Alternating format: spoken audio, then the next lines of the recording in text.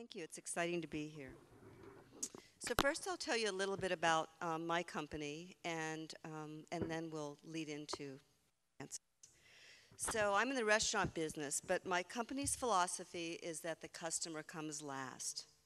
And this means that from beginning to end, from soil, with every human being along the way, we must respect and care for all elements of food production before it hits the table. In 1976, when I opened my first restaurant, I don't know if any of you were there, happened to go to late for the train, but it was one of the first organic restaurants in the country. We purchased local food that was grown and produced without the use of harmful preservatives, pesticides, artificial coloring, or growth hormones. Like Frank, many, but so not trendy. And it was certainly not mainstream in the 70s. I now realize what a pest I was to many relentlessly asking questions of where does my food come from and how is it produced? And also being a woman at that time made it even harder in the food industry. But that's no longer the way. And the young cooks and the young farmers are my back door. It mainly happened in the past 2 years, and they're asking to be connected and work with genuine food and around people who really care about them and about our environment. When I bought my first copy of Diet for a Small Planet, it deeply touched my soul. The book felt like an acknowledgement of my farmer buddies. It along with Gandhi, Buddha, Martin Luther King, John Lennon, and those pioneering organic farmers, Francis Moore-Lappe became one of my lifelong heroes. Francis and I shared a vision for making the planet a better place, manifesting our work in politics through food. It was so not the way it was. I don't know if you were a hippie, Francis, or a love child, but I would actually like to consider myself a love child more than a hippie. I remain local and grateful to the community while Francis continues to reach out with her important message to the world through her books, teachings, and organizations. I believe we share the hope for greater awareness of the necessity to provide for all the most basic human right to grow and eat healthy. It is the work of all of this room, you new pioneers, and we need you. You are the hope of the future. To embrace a long-term commitment to something very basic, we must collectively protect and demand that every human, regardless of economic or social influence, and I think saying you can't do it because it's a complete cop-out and the wrong answer, that everyone has the right to clean water, healthy, nourishing, and delicious real food, and a safe place to live. Now about Francis. Francis Moore-Lappe is the author of 17 books. Go like this. She is the co-founder of 3 organizations, including Food First, the Institute for Food and Development Policy. With her daughter, the wonderful Anna, and I've worked next to her, and she's just fabulous, just like her mom. She leads the Small Planet Institute, a collaborative network for research and popular education to bring democracy to life. Francis and Anna also founded the Small Planet Fund, which channels resources to democratic social movements worldwide. In 1987, Francis received the Right Livelihood Award, considered an alternative Nobel, for revealing the political and economic causes of world hunger and how citizens can remedy the cause. Her first book, Diet for a Small Planet, I searched my garage and I couldn't find it. My son just got his PhD and he's put everything in my garage. I looked at it, I said, I can't even get in there, but it's there and tattered. Has sold 3 million copies and is considered the blueprint for eating with a small carbon footprint long before the term was coined. We were doing things before the word green, organic, sustainable, all those words were even a part of our vocabulary. Her other books, in particular, Hope's Edge and the forthcoming EcoMind, are on the contemporary must-read list for any conscious person. And as our friend Michael Pollan suggests, even more important reading for, in particular, the President of our country. Thank you for inviting me, and I am honored to introduce Frances Moore-Lappe. After Frances' remarks, Rachel O'Malley from the Environmental Study Department will facilitate questions and answers. Again, thank you for including me in this, and the work you're doing is so important. Frances.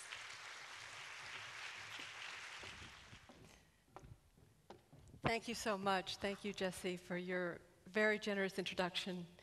And thank you also, Catherine Cushing, Jennifer Gorospe, and Rachel O'Malley. I've just felt so welcomed by all of you. I am totally delighted to be in your beautiful city and that you've chosen to come in from the beautiful outside to share this moment with me.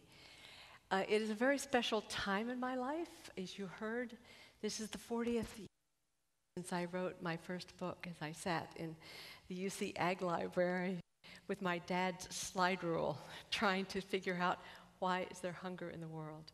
And so what I'm going to share with you today is part of a new book come out in the fall called EcoMind, Changing the Way We Think to Create the World We Want. And so here it goes. Let me ask, though, you a question before I begin. How many of you are scared about our planet's future? Yes. And how many feel that you have the personal power to get us on the right course? A lot fewer. So that gap between our very legitimate fear and how many of us believe that we really have the power to move us in the direction of life, that, my thesis, is that that is the only thing we have to worry about. We don't really have to worry about climate change, poverty, hunger, any of these things. What we really have to worry about is our sense of powerlessness. And the reason that I say this so emphatically is because I believe solutions are known. To each of these monumental problems, the solutions are either right in front of our noses or really close at hand. Let me just say, for example, with climate change. We certainly know how to get off of fossil fuels and to stop spewing carbon into the environment. A study that was done partially funded by the Pentagon showed that just with $18 billion a year invested over 10 years, which is a whole lot less than we're spending in Iraq and Afghanistan right now, and a tiny fraction of the subsidies that we've given to nuclear energy, for example, with $18 billion a year. Over 10 years, we could move this country toward renewables. Within a couple of, in about 3 decades, we could be off of fossil fuels pretty entirely.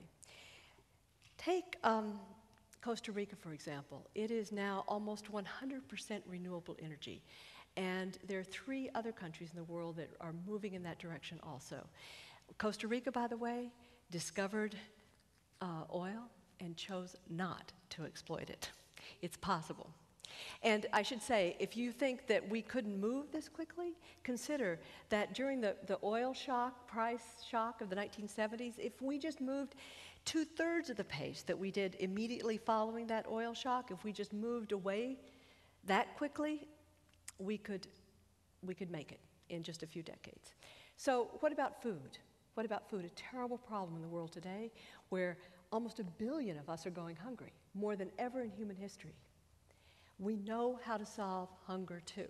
Do you realize that compared to when I wrote Diet for a Small Planet, there's now 30% more food produced for every person on Earth, even though we've almost doubled the global population. And we know how to do it right, not to grow food, but to grow it in a way that is aligned with nature. The University of Michigan did an overview study of all the different studies done on agroecology, growing food in alignment with how nature works, not with heavy chemical inputs. And it found that if the whole world went organic, in effect, that we could actually increase food production.